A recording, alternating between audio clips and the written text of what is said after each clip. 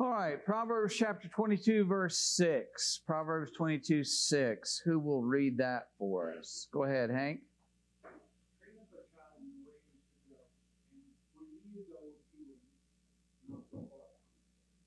All right, very good. So, one of the things that this lesson brings out is that being a parent involves more than just bringing a child into the world. Just because biologically you participated in bringing a child into the world does not mean that you're a mother or a father. I personally, having been adopted, there is a biological unit on the maternal side and a biological unit on the paternal side. Neither one of them are my parents. Neither one of them have ever been or ever will be my parents. I was adopted. And those people are my parents.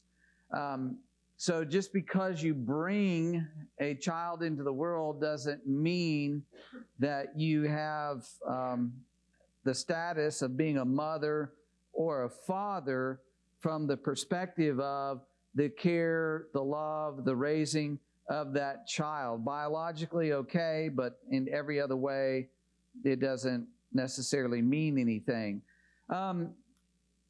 What does it take to be a parent? If it's not biological, necessarily, okay, what is it? Anybody besides me and Laura adopted? Okay. What?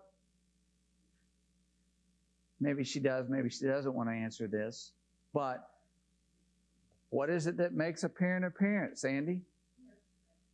Nurturing? Intentionality? Anything else? Love? The intentionality of it? The nurturing of it? There's a commitment that's involved, Tom? Accountability for it? Yeah. Mike, do you have something?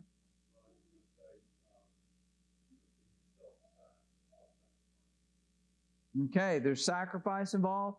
There's involvement in the child's life, right? There are plenty of people who have participated in bringing a child into the world, but they're never involved in that child's life or minimally involved in the child's life. And that just doesn't work to be a true parent as the Bible would lay it out for us. Hank?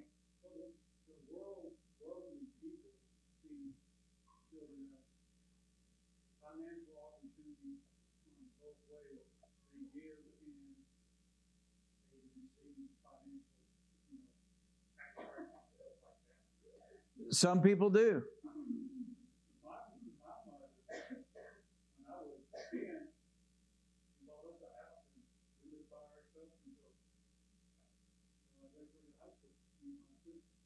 Wow.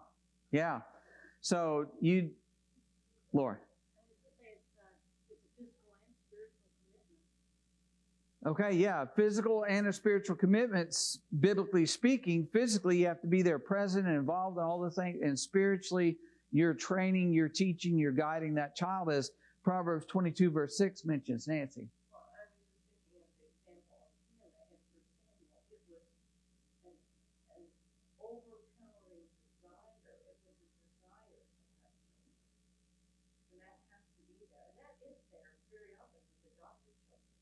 Yes.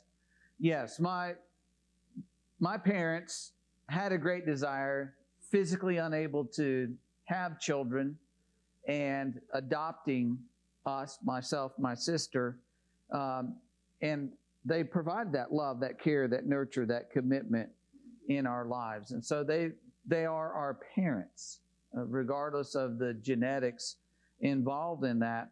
So in the introduction, question C, what three ideas are found in Proverbs 22, 6? So who's got something there?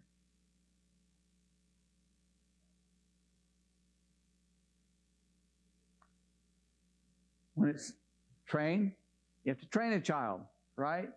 Children don't come into the world with the blueprint of life behavior, success, whatever it may be. They have to be trained up. What else is there?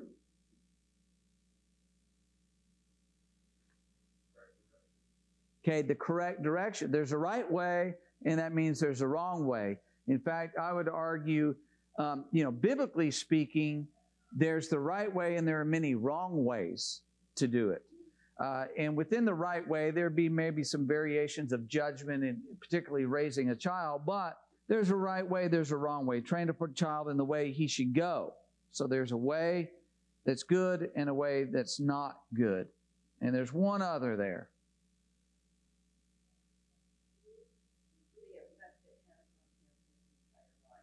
Okay, the fact that the earlier that you begin to train a child, the more likely that's going to stick with them throughout their life. The first 5 years, the first 7 years, and I would even argue there are cases where you can see if you don't start until that child is like 2, you're going to have a serious problem. It seems crazy, but you impress upon a child from the very beginning various aspects of expectations, of discipline, what's allowed, what's not allowed. And if that gets away from you for very long, it's really hard to pull that back in and to change those things. And so it's the idea you start from the very beginning to train them up in the way that they should go. Let's go to Proverbs chapter 6. Proverbs 6. And let's please read verses 20 through 23. Proverbs 6, 20 to 23. Who's got this? Elijah. My son, keep your father's command, and not forsake the law of your mother. Find it continually upon your heart, tie it around your neck. When you roam, they will lead you. Sleep, they will keep you. And when you awake, they will speak. For the commandment is a lamp, the law a light. For truth of instruction on the way of life. Okay.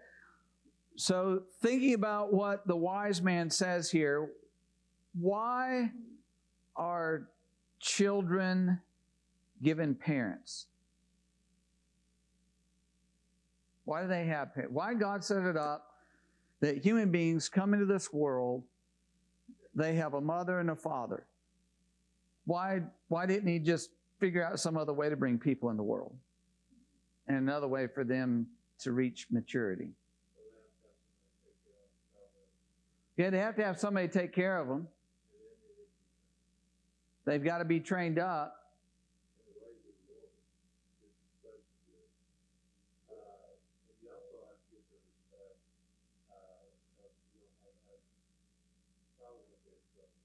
Right.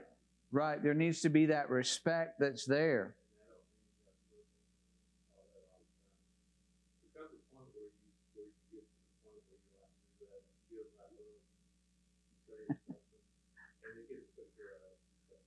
Yeah, we'll get to that in a little bit. I'm glad you mentioned that. It reminded me of something. Mike.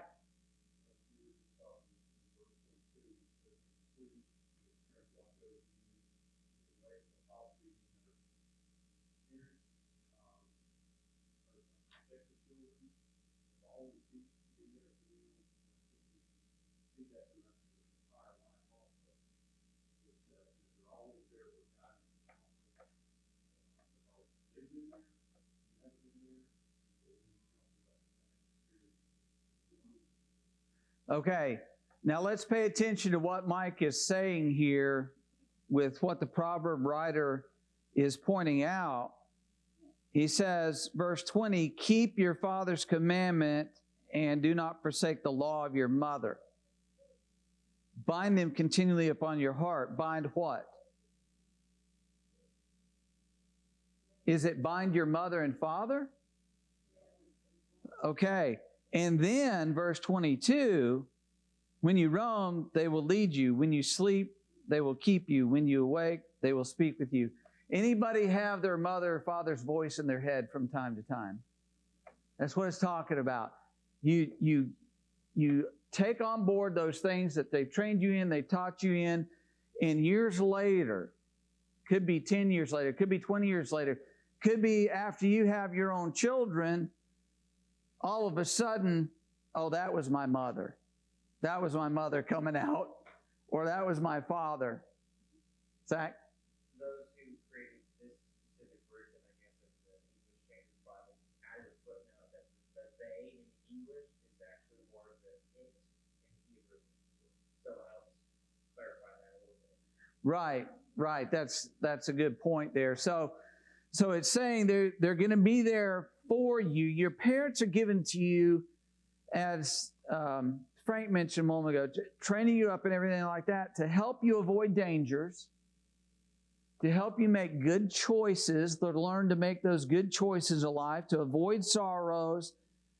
They're there to comfort you in a time of trouble, heartache. They're there to reassure you and encourage you in times of doubt. So we all have times of doubt, especially, I think, maybe going through teenage years. You have, who are you? How do you fit into this world? You haven't come into your own, so to speak. And parents are there to help you navigate that and to get through that. And so parents are given to children by God for their benefit, for their well-being.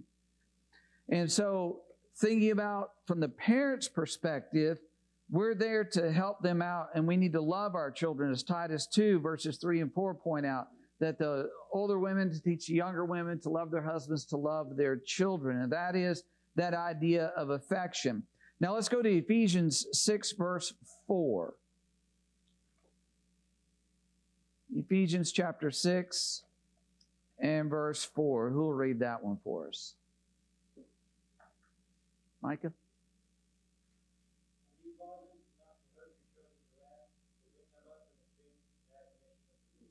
All right. So under the nurture children section of the questions, question A is, what does Paul say to parents about training?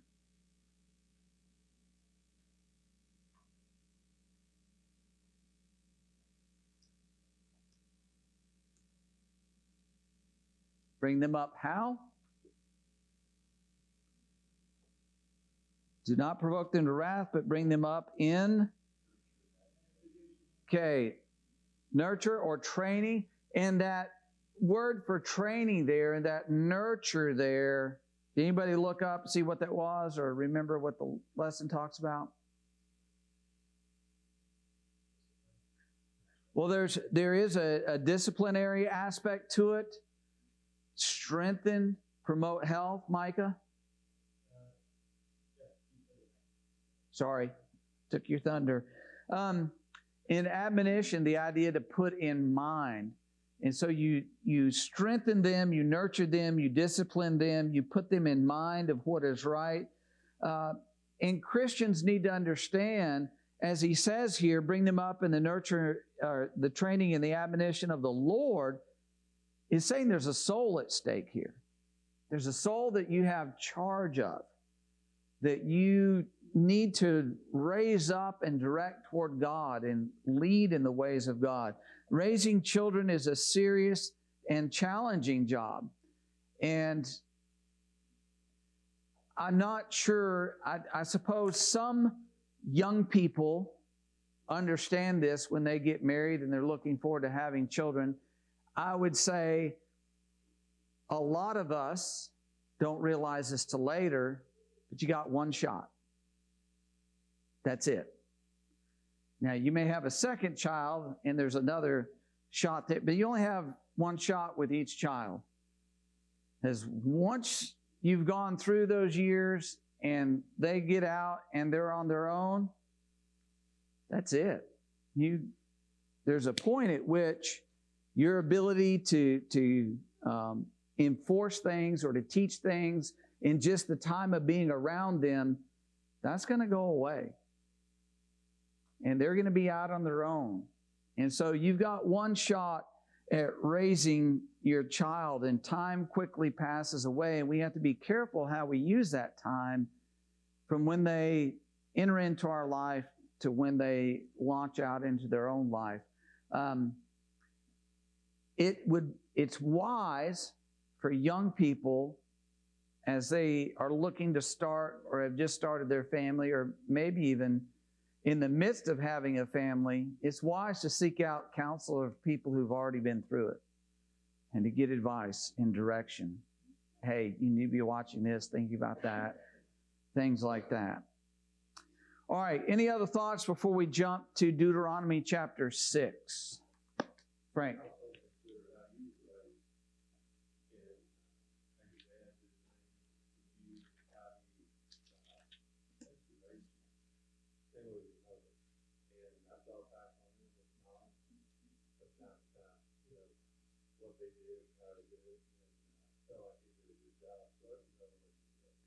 Okay, so you can, Frank's mentioning you can look back at how you were raised, and that could cut two ways. If you had really good parents and they raised you right and they did a lot of things right, excellent, wonderful. Go back to them, refer back to them in raising your children. But if your parents fell short, then you don't want to follow that example. And it would help you from the perspective of, I know how that was. That didn't work so well. I'm going to go a different direction. So, yeah, but here in Deuteronomy chapter 6, it gives instructions to the children of Israel as they're looking to enter into the land of promise and how that's going to be a blessed existence if they follow God's will in these things. So let's read Deuteronomy 6, verses 1 through 5. Who's got that? Go ahead, Jim. Now is the commandment, and these are the statutes of judgments which the Lord your God has commanded to teach you, that you may observe them in the land which you are crossing over to possess, that you may fear the Lord your God, to keep all his statutes and his commandments, which I command you, and your son and your grandson all the days of your life, and that your days may be prolonged. Therefore, hear, O Israel, and be careful to observe, that it may be well with you, and that you may multiply greatly, as the Lord God of your fathers has promised you, a land flowing with milk and honey. Hear, O Israel, the Lord God, the Lord is one. You shall love the Lord your God with all your heart, with all your soul, and with all your strength. All right. We're going to pause there for just a second. We know down in verse 7 he says, teach them diligently to your children. We'll get to that in just a minute. But the thing he starts out with here, as he's saying, keep these commandments that you, your son, your grandson, so he's talking about generationally here. And he makes the point that you have to keep the commandments. Well, for you to keep the commandments, what's necessary? You've got to know them. So as a parent, what do you need to be doing? You need to study the Word of God. You need to really absorb it. When you come into Bible classes, be serious about the Bible classes. You hear sermons. Listen to those. Invitations. Whatever it may be, you need to be doing that. You need to be doing that on your own as well. Studying the Word of God. Meditating upon that. So you've got to know them. And of course, you have to live them out in your life. He says that you may observe them. So that's living it out, applying it in your life. And then you have to be ready and able to teach them. So know it, live it, teach it, if you will. And what does he follow up with in really verse 5 there? What's he get down to?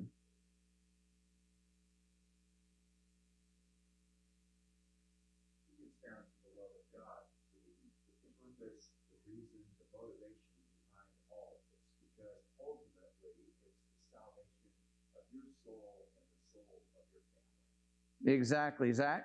And he's stressing the full commitment required. This is all or nothing. If you're not all in, it won't benefit how much you know or how many of the commandments you keep. That's really not going to serve the purpose for which it's all commitment or nothing. Yes, all in, keep all the commandments, statutes, judgments, do everything in the law, abide by that, and it's based on this idea of your heart is involved in it, your soul, your strength. So when he references the heart, he breaks it down. What is the heart? What's he talking about here?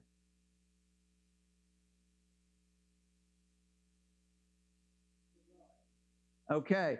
Now, Jesus talks about sometimes heart, mind, body, and soul.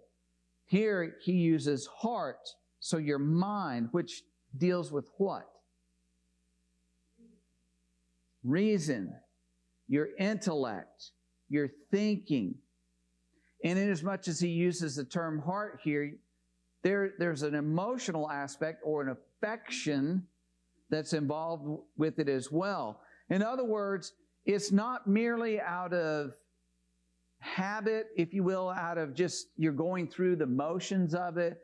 It's not like the children of Israel, let's go down to the Passover. We got the Day of Atonement. All right, kids, let's get it together. Let's go. They're involved in it. They know it. Their heart's committed to it. It's not conformity to a system or just simply to please a relative. You're committed to this. What about the soul?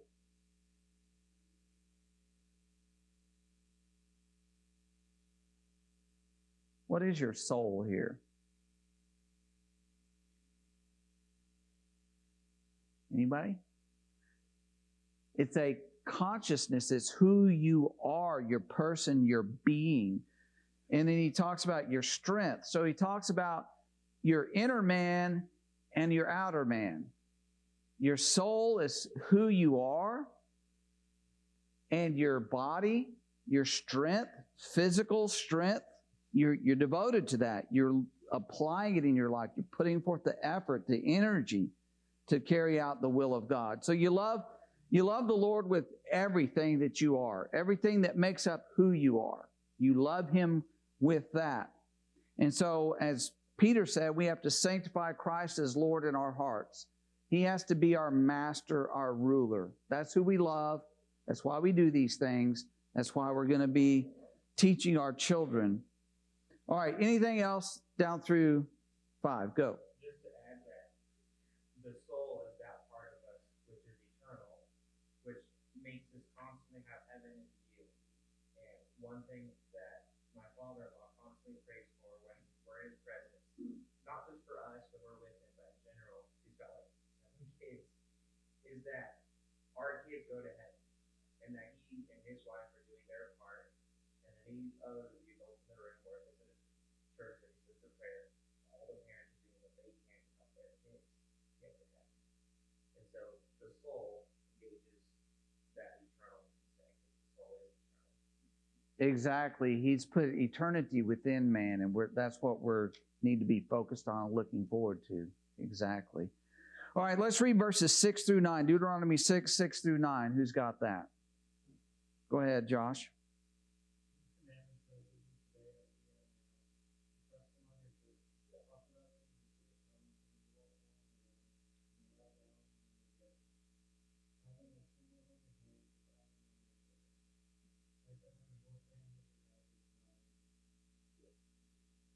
Okay. So these words, the commandments, put them in your heart, and you take those and you teach them to your children. The New King James says, teach them how? Diligently. Does anybody have a footnote there? Josh's translation said, impress them. What translation do you use? The NIV. What you got? Yeah.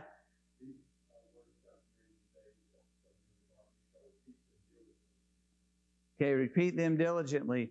The underlying word there in the Hebrew is the idea of to sharpen them. It carries with it prick, sharpen, or whet, W-H-E-T.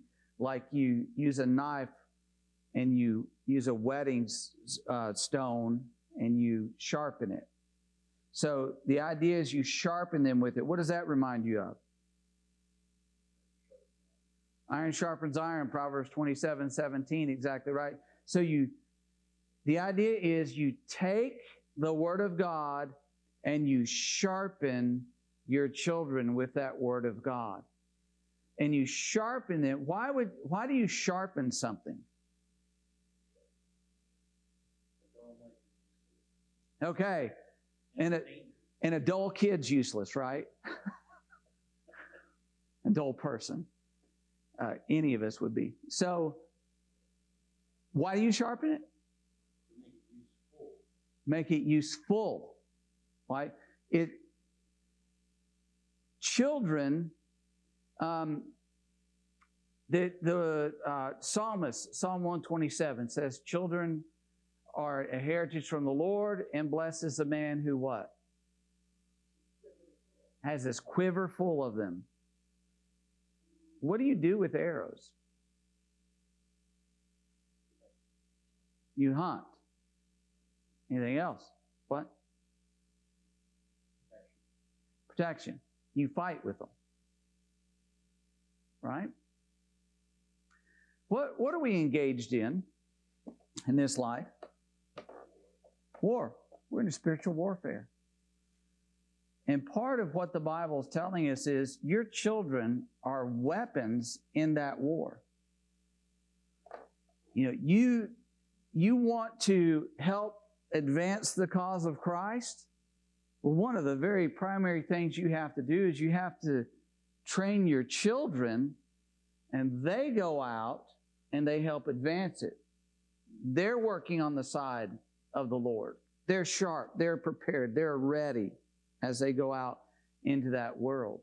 And they help advance the cause. They help defend the gospel of Christ. So they're useful instruments in this great battle in which we are engaged, and they can carry the faith to the next generation. If you jump down in Deuteronomy chapter 6, Deuteronomy 6, remember in verse 20, he says, when your son asks you in time to come, saying, what is the meaning of these testimonies, the statutes, the judgments which the Lord our God has commanded you? And then he says, you remind them that we were down in Egypt and God brought us up out of Egypt. And so verse 24, the Lord commanded us to observe these things, to fear the Lord for our good always, that he might preserve us alive as it is this day. Then it will be a righteousness for us if we are careful to observe all the commandments before the Lord our God as he has commanded us. So he's saying, God brought us out. He gave us these things. That's why we're doing them, and keep doing them in the land. So we're prosperous. So we're blessed. So we have a stable society where we are cared for and protected by the Lord. And you see that unfold in the Old Testament where they forsook this and all the problems that unfold because of that. But when they were faithful to the Lord, nobody could stand against them. Their society was good. Life was good at that time. Any other thoughts there? All right, so I want to think about this where he says, here's when you do this, verses 7 through 9. So first of all, when you sit in your house, what's that idea? I know it may be simplistic, but let's walk through it. What's he talking about when you sit in your house? Tom? When you're together, you're at home, right? You're there, you're not out doing things, but you're at home, you're together, you engage in this discussion, this teaching about the Word of God. When you walk by the way,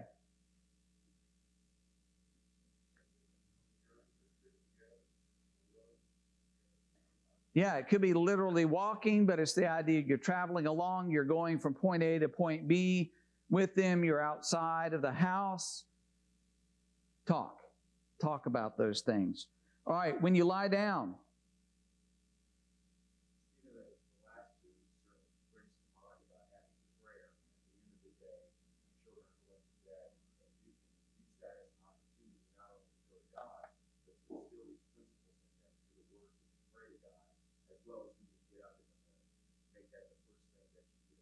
Okay, yeah. When you lie down at the end of the day, when you rise up at the beginning of the day, saying those prayers morning and evening. Anyway, this is something that needs to be correct, is that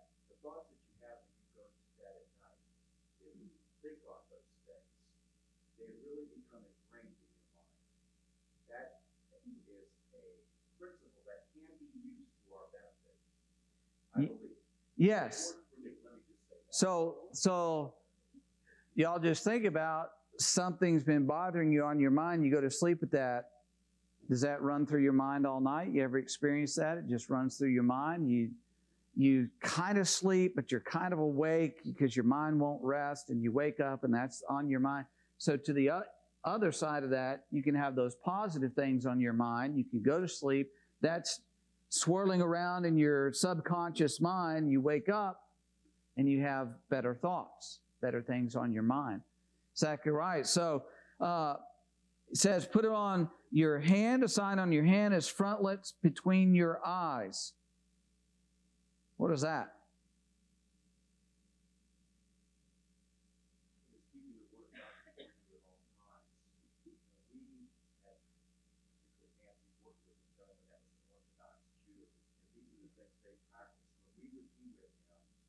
He would have these things in his home. He would talk about it all the time as part of the practice of his religion, because he did these things. Right. If you've ever seen Jewish people, I don't know if the Orthodox guy you're talking about, but I've seen them. They wrap a little leather thing, and it's like a little leather box they'll have on their forehead, and they have scripture written on little pieces of paper in there, because some of them take it very literally, like you need to have it between your eyes, literally here. And they have them wrapped around their hands. Nancy, or He had things wrapped around his hands from time to time during certain times. Sure. He wore the box, he only wore it maybe when he was going into service. But he wore other garments under his regular clothes. You saw them with strings that hung down. yes. They were constant reminders, and he always had his pajamas on. So it was part of his being, but it was part of his apparel that reminded him of who he was. Right. Additionally, he had these little rectangles that he nailed on the door frames of the house with passages in there as well. Doorposts and gates, right? And doorposts and gates are things you pass through. So part of what he's saying is you're coming and you're going. And you have that a part of your daily life as you're coming, you're going, you're inside the house, you're there. You're outside the house, you're going somewhere. But as you go in and out of the house, have these things there. Dealings with family, with others. So some practical ways to do this. We've touched on one or two of them. But what are some practical ways you can practice this? Sitting in your house, walking by the way, lying down, rising up. Ron mentioned prayers, lying down and rising up. What else? Right now, you have a text system. You sign up for it, you get a text at 8 a.m. every morning. Yes. Yes, somebody provides that service. Exactly right. A daily Bible little positive saying. Exactly right. So that's one way.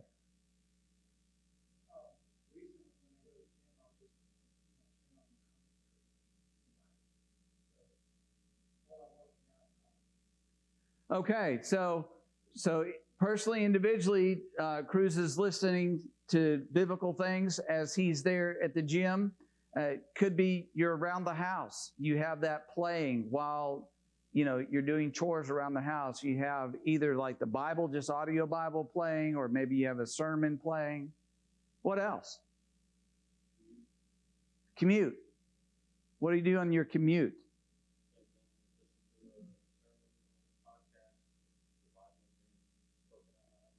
Right. Carrie.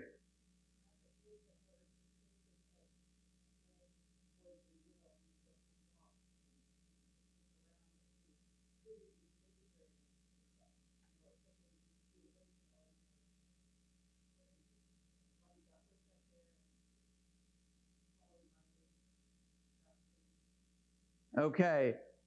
You use the term simplistic. I know exactly what you're saying, but my opinion is that is so incredibly vital that as they're that little bit either just learning to walk, they're able to take walks with you, and you're pointing out and you're reinforcing in their mind, you're engraving it on their mind, this is God's handiwork.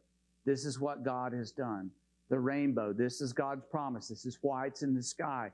And talking about Noah and the ark and all those kinds of things. Boy, that's what Proverbs 22:6 is really talking about. You train them up, they're never going to forget that. No matter how old they get, that's always going to be in their head. All right, so other things, other ways.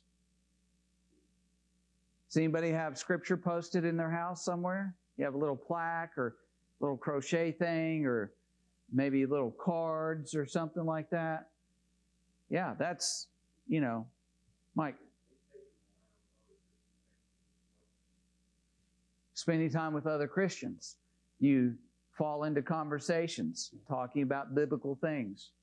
I would say non-Christian too. Sometimes I challenge my non-Christian friends, and Okay. hey, what are your thoughts on this? Get them thinking, get them engaged. You might do something yourself.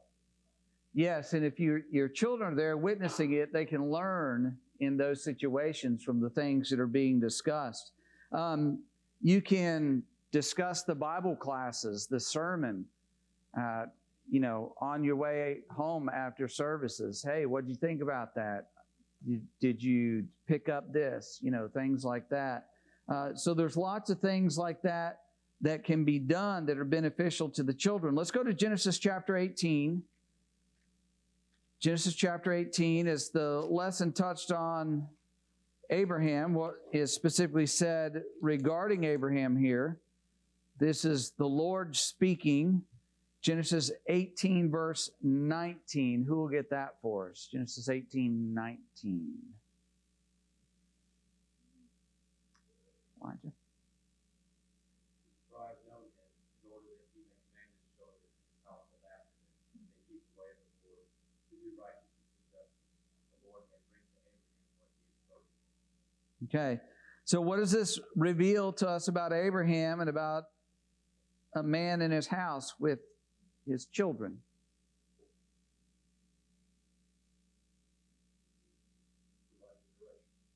Providing direction, right? He's going to direct activities and behaviors in the home. What else? They may keep the way of the Lord. What can you think about that Abraham did, both activities, actions, and then with his children keeping the way of the Lord? Does anybody know what happened in the previous chapter, Genesis 17?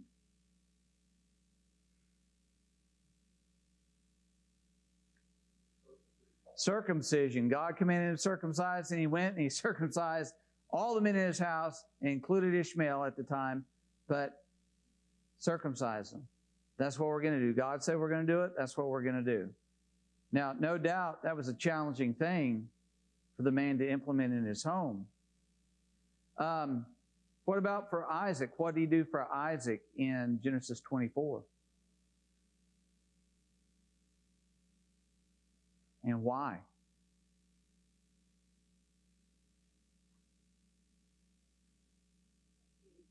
He sent servants to find a wife for Isaac that would be a good wife. Yes, from his people, right?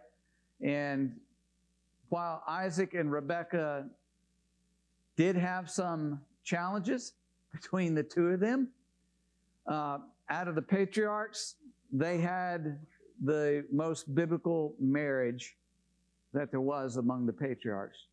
He didn't have any concubines. We have no record of that. Just him and Rebekah, and husband and wife. He had the most calm life, the most stable life between his father and his son.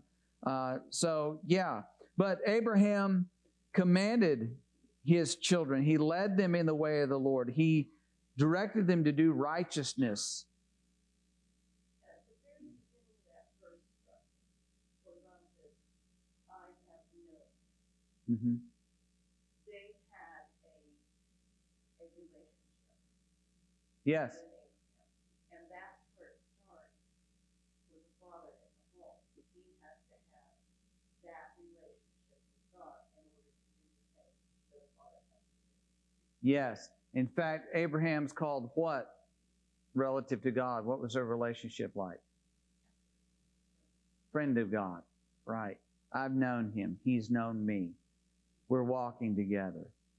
All right. So you think about that, and I know we pointed this out before, but Abraham, Isaac, and Jacob were all faithful to God in their life. Yes, they had missteps. They had sins in their life. We're not saying they were perfect. But you think about Abraham, Isaac, and Jacob. It's very rare for 3 generations of people to be faithful and true to the Lord. Very rare. Even in the Word of God, very rare. Moses, where do you read about his children? It's hardly anything. It was Joshua who took over after him. And so this is an amazing thing, and it's a great testimony to Abraham, what he was able to instill in his son and then passed on to the grandson as well.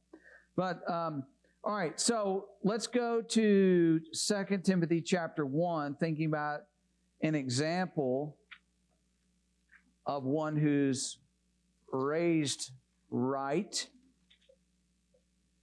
in spite of challenging circumstances. So 2 Timothy 1 and verse 5. 2 Timothy 1:5. Who's got this for us? Clint? I'm reminded of your sincere faith, the faith that dwelt first in your grandmother Lois and your mother Eunice, and now, I am sure, dwells in you as well. Okay. And let's jump to chapter 3, verses 14 and 15. 2 Timothy 3, 14 and 15. Clint, you want to get those as well?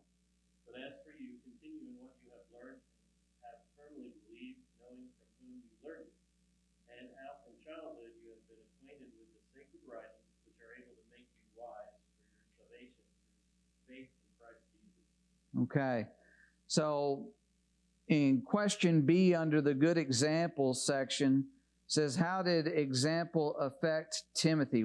And just think about his raising in general. Who was it that had an influence with him? The mother and grandmother, right? And so you think about that influence that they had with him. The father is absent from the picture in that sense. We don't really have a lot other than he was a Greek. Evidently, he was a non-believer. So the mother and the grandmother are there to influence him. And sometimes people find themselves in that situation where the father's not doing what the father ought to be doing. And so the mother and maybe the grandmother, somebody steps in to help that child out. And this ought to give people in that situation some hope. It can be done.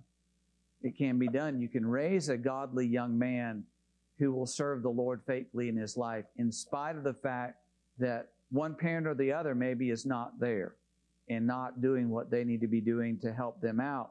And so, but he's taught from childhood, taught the scriptures from childhood. That grounded him in his life. And so when we get to Philippians chapter 2, remember that Paul makes a statement there that is a little bit shocking of a statement, but it's impressive when you think about Timothy. So Philippians 2, verses 19 to 22. Who will grab that for us? Ron, you want to get that? But I trust in the Lord Jesus to send Timothy to you shortly, that I also may be encouraged when I know your state.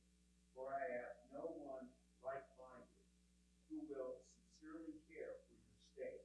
For all seek their own, not the things that are of Christ. But you know his proven character, that as the son with his father, he served with me in the gospel. Okay. Yeah, that's good. So he says he's like me. So he had full confidence in him as a faithful servant of God, doing what's in the best interest of the brethren and carrying out the Lord's will among them. That's because his mother and his grandmother laid that foundation in his youth.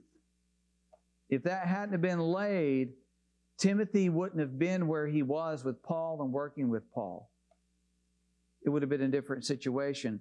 So you think about those good examples of people in the Bible, And one thing I want us to keep in mind is it's not like they lived in a different world.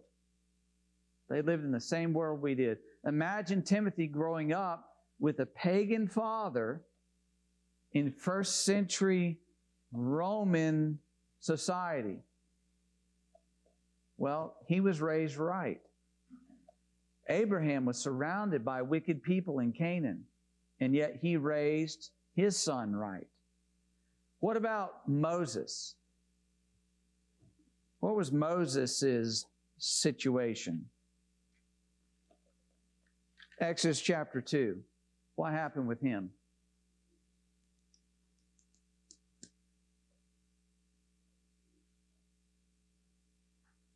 He was raised in Pharaoh's house Okay. by the daughter of Pharaoh, and yet we understand his mother was there by providence of God to have that influence on him. But ultimately, we understand in Moses that he realized it was better to serve God than to enjoy the pleasures of sin for a season, because within Pharaoh's house, everything was at his disposal. Yes, exactly right. So, Stephen in Acts chapter 7 says that Moses was learning all the wisdom and knowledge of the Egyptians. So he received what we would call a secular education. And at the highest levels, being in Pharaoh's house, he had the best teachers and tutors and whatever. He had it. But what else did he have? His sister ensured that his mother was the one who was going to be his nurse and caring for him, his nanny, if you will, taking care of him in his youth. And the way that he learned about God seems to be obviously through his mother and being with her while he was very little and teaching him, talking to him about the things of God, the people of God, the promises of God. And then when he got older and he was a man, he made a decision. I'm going with the people of God. That's the right way to go. But he had to be trained up in that way. And so here's the hope that I want to give us is even with an environment around us that's putting pressure on our children and influencing them and teaching them certain things, we can overcome that by teaching and training them in the way of God. All right. Well, we're just going to have to stop there for now. We'll pick up on the discipline portion and press on into that next lesson next week, Lord willing.